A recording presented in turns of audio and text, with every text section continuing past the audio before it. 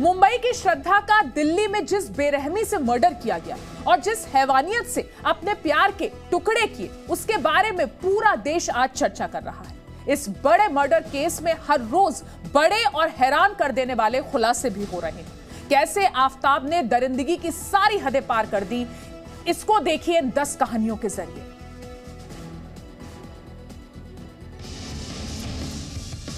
आफताब का असली चेहरा सामने आ रहा है, जो कितना खौफनाक है इसका अंदाजा किसी को नहीं था। श्रद्धा जिसने आफताब के लिए अपना परिवार छोड़ दिया, आफताब ने उसके भरोसे को हमेशा तोड़ा। सूत्रों के मुताबिक आफताब की 20 से 25 गर्लफ्रेंड थी। वो कई डेटिंग ऐप्स पर सक्रिय था और इसके लिए उसने अलग अलग आईडीज का इस्तेमाल करके सिम कार्ड भी खरीदे थे। पुलिस के मुताबिक चैटिंग और मैसेज भेजकर लड़कियों को आकर्षित करने में आफताब एक्सपर्ट था। हैरान करने वाली बात यह है कि जिस वक्त आफताब के घर में श्रद्धा के ऑर्गेनिक फार्मिंग करेंगे तो सिर्फ आपकी ही सेहत ही नहीं बल्कि आपके पैसों की सेहत भी अच्छी रहेगी। ऑर्गेनिक फार्मिंग सीखनी है तो फ्रीडम ऐप को अभी डाउनलोड करो। शव के टुकड़े रखे थे, उस वक्त भी आफताब ने अपने घर में एक लड़की को बुलाया था। आफताब कई डेटिंग ऐप्स पर फर्जी नामों से एक्टिव था और कई बार उस ऐप से लड़कियों को घर पर बुलाया करता था। श्रद्धा से पहले भी आफताब के कई लड़कियों के साथ रिश्ते थे। श्रद्धा मर्डर केस में हर दिन नए नए खुलासे हो रहे हैं। श्रद्धा के दोस्त ने जी न्यूज से खास बातचीत करते हुए खुलासा किया है कि आफताब उसके साथ मारपीट किया करता था। आए दिन वो श्रद्धा से झगड़ा करता था और फिर उसे बुरी तरह मारता था। श्रद्धा को नहीं पता था कि जिस आफताब के साथ वो मुंबई से सब कुछ छोड़कर दिल्ली आई है, वो इतना जालिम होगा और रोज उसके साथ मारपीट करेगा। इतना ही नहीं, श्रद्धा के दोस्त ने बताया कि आफताब ने हैवानियत की सारी हदें पार कर दी थी। मारपीट के साथ साथ आफताब उसे सिगरेट से जलाया करता था। आफताब की इस तरह की हरकतों से श्रद्धा बेहद डर गई थी और इस डर की वजह से वो कुछ नहीं कर पा रही थी। 18 मई की रात को श्रद्धा के साथ जो दरिंदगी हुई, उसने सभी को हिलाकर रख दिया। जैसे जैसे श्रद्धा हत्याकांड की जांच आगे बढ़ रही है, वैसे वैसे ये कहानी नया मोड़ ले रही है। अब तक इस केस में ये बात सामने आ रही थी कि श्रद्धा आफताब पर शादी के लिए दबाव डाल रही थी और वो उस पर शक करती थी कि आफताब का अफेयर किसी और लड़की के साथ चल रहा है। इसीलिए आफताब ने श्रद्धा को मौत के घाट उतार दिया। लेकिन श्रद्धा के दोस्त के बयान ने इस कहानी को एक नया एंगल दिया है। श्रद्धा के दोस्त के मुताबिक श्रद्धा आफताब से ब्रेकअप करना चाहती थी। आफताब श्रद्धा को लगातार ब्लैकमेल कर रहा था कि अगर उसने आफताब को छोड़ने की कोशिश की तो वो या तो उसे मार डालेगा या खुद सुसाइड करके श्रद्धा के परिवार को फंसा देगा। आफताब ने श्रद्धा हत्याकांड को अंजाम देने से पहले ही अपने दोस्तों से दूरी बना ली थी और इस बात का खुलासा खुद आफताब के खास दोस्त ने किया।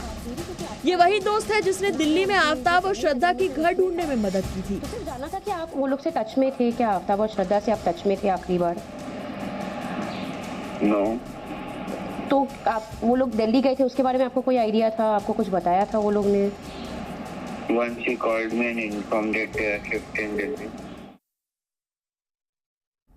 नई जिंदगी की शुरुआत का सपना दिखाने वाले जिस आफताब के साथ श्रद्धा दिल्ली आई थी, उसे दिल्ली आने के बाद जरा सा इल्म नहीं था कि आफताब एक रोज उसकी जान ले लेगा। जैसे जैसे दिन बीतते गए वैसे वैसे ही आफताब का प्यार हिंसा में बदलने लगा। श्रद्धा के दोस्त के मुताबिक आफताब श्रद्धा को लगातार मेंटली टॉर्चर करता था। कई बार ऐसा मौका आया जब श्रद्धा के दोस्तों ने आफताब को पुलिस के पास शिकायत करने की धमकी भी दी थी, लेकिन आफताब पर इसका कोई असर नहीं हुआ और वो लगातार उसे परेशान करता रहा। श्रद्धा को आफताब का खौफ ऐसा था कि वो ब्लैकमेलिंग के डर से पुलिस के पास नहीं जा पाई। अगर श्रद्धा हिंसा और ब्लैकमेलिंग के डर को हटाकर पुलिस के पास चली जाती तो शायद बच जाती। क्या आफताब श्रद्धा को मारने की प्लानिंग पहले से ही रच रहा था? इसका भी अंदेशा लगाया जा सकता है। मेहरौली के घर में लाने के कुछ ही दिन बाद आफताब ने श्रद्धा की हत्या कर दी। श्रद्धा के पड़ोसियों के मुताबिक श्रद्धा को बहुत ही कम वहां के लोगों ने देखा। हालांकि अब उस इलाके में काम करने वाले एक प्लम्बर का बयान सामने आया है, जिसमें उसने श्रद्धा को फ्लैट में आते देखने की बात कही है। मैंने लड़की को तो उसी समय देखा, फर्स्ट टाइम जब वो शिफ्ट हुए थे यहाँ पर, तो उस समय मैंने आते हुए गली से आते हुए और सीढ़ी पे चढ़ते हुए देखा है। सामान लेके आए थे, हाथ में बैग था लड़की के, और उसके बाद लड़की को तो मैंने नहीं देखा, पर लड़के को मैंने कई बार देखा है। प्लम्बर के मुताबिक आफ्ताब को ही मोहल्ले में ज्यादा देखा गया। पुलिस अब इस केस की कड़ियां जोड़ने में लगी है और पुलिस को श्रद्धा के कपड़ों की भी तलाश है। पुलिस ने 2 ऐसे स्पॉट चिन्हित किए हैं जहां वो कूड़ेदान का कचरा फेंका करता था। साथ ही पुलिस ने उस गाड़ी की भी पहचान कर ली है जिसमें कपड़े फेंके गए थे। आफ्ताब ने श्रद्धा के शरीर के 35 टुकड़े किए थे और उन्हें एक एक कर मेहरौली के जंगलों में फेंक दिया था। आफ्ताब ने पुलिस के सामने ये कबूला है कि कम से कम 20 दिन तक वो लाश के टुकड़े फेंकता रहा। आफ्ताब ने ये सारे टुकड़े छतरपुर और मेहरौली के आसपास ही फेंके। आफ्ताब ने टुकड़े आसपास इसलिए फेंके क्योंकि ज्यादा दूर जाने में उसके पकड़े जाने का खतरा था। पुलिस अब लगातार श्रद्धा के शरीर के टुकड़े बटोरने में लगी है।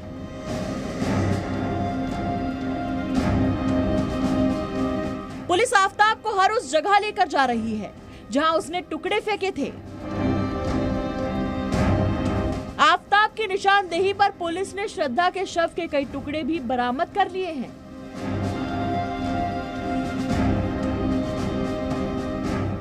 पुलिस की टीम दिन रात एक कर श्रद्धा के शरीर के टुकड़े ढूंढने में लगी है। सर्च ऑपरेशन में डॉग स्क्वाड की भी मदद ली जा रही है। पुलिस आफ्ताब को हथियार और बाकी टुकड़ों को बरामद करने के लिए महाराष्ट्र के अलावा कुछ और जगह भी ले जा सकती है। श्रद्धा की हत्या के बाद आफ्ताब ने फोन स्विच किया था, लेकिन पुलिस को शक है कि वो महाराष्ट्र के अलावा कुछ और जगहों पर भी गया था। इसलिए पुलिस को लग रहा है कि हथियार जंगल में ना होकर कहीं और भी छुपा हो सकता है।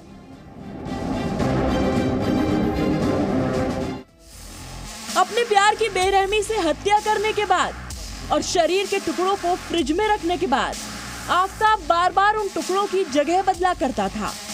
कुछ टुकड़ों को फ्रिज के निचले हिस्से में रखता था तो कई टुकड़े फ्रीजर में रखा करता था।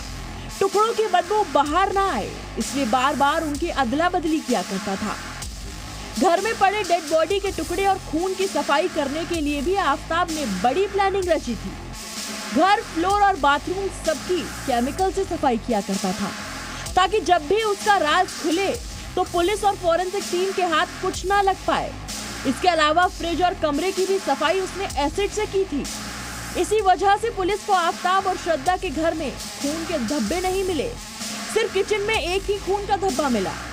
आफ्ताब ने इस मर्डर को एक शातिर कातिल की तरह अंजाम दिया था और पुलिस को चकमा देने की भी भरपूर कोशिश की थी। श्रद्धा मर्डर केस में आफ्ताब के खुलासों से उसके शातिर होने का पता चलता है। श्रद्धा के मर्डर के बाद आफ्ताब का एकदम नॉर्मल रहना भी उसकी प्लानिंग का हिस्सा था। पुलिस सूत्रों के मुताबिक आफ्ताब ने यह कबूला है कि श्रद्धा के हत्या के बाद वो नॉर्मल जिंदगी जी रहा था ताकि किसी को उस पर शक ना हो। रोजाना की तरह काम पर जाता था और सोशल मीडिया पर भी लगातार पोस्ट करता रहता था। आफ्ताब जानता था कि श्रद्धा के घर वालों की बातचीत उससे नहीं होती थी, इसीलिए उसे तलाशने कोई नहीं आएगा।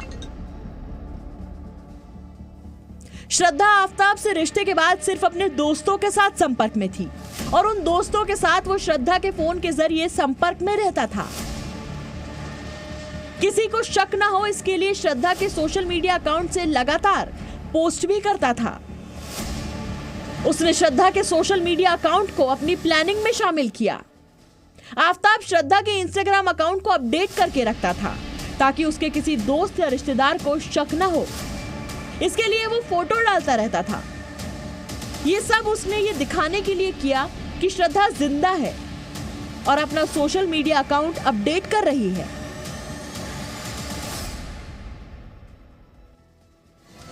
जिस आफ्ताब को श्रद्धा अपना सब कुछ मानती थी, उसे आफ्ताब ने पहले झगड़े किए, मारपीट की और फिर हैवानियत की सारी हदें पार कर दी। श्रद्धा और आफ्ताब के बीच झगड़े पहले भी होते थे कि 18 मई की रात को झगड़ा इतना बढ़ा कि आफ्ताब ने श्रद्धा को मारना शुरू कर दिया। पुलिस को किए कबूलनामे में आफ्ताब ने कबूला है कि 18 मई को पहले झगड़ा हुआ, जिसके बाद उसने श्रद्धा को जमीन पर पटका और उसके बाद उसके सीने पर बैठकर गला दबा दिया। श्रद्धा के गला दबाने के कुछ ही मिनटों में उसने दम तोड़ दिया, जिसके बाद आफताब ने उसकी बॉडी को ठिकाने लगाने के लिए सबसे खतरनाक प्लानिंग रची। पुलिस इससे पहले भी खुलासा कर चुकी है कि आफताब ने श्रद्धा को पहले से ही जान से मारने का प्लान बना लिया था। पुलिस इससे पहले भी इस बात का खुलासा कर चुकी है कि आफताब ने श्रद्धा को पहले भी जान से मारने की कोशिश की थी। आफताब ने बड़ी बेरहमी से श्रद्धा को मौत के घाट उतार दिया और करीब 6 महीने तक किसी को भनक भी नहीं लगने दी कि उसने इतने घिनौने जुर्म को अंजाम दिया है। आफताब ने वो हर मुमकिन कोशिश की जिससे सभी को लग रहा था कि वो हम जैसा ही आम इंसान है, लेकिन जुर्म छुपाए नहीं छिपते और 6 महीने बाद श्रद्धा हत्याकांड का सच सामने आ गया। फिलहाल पुलिस जांच में जुटी है।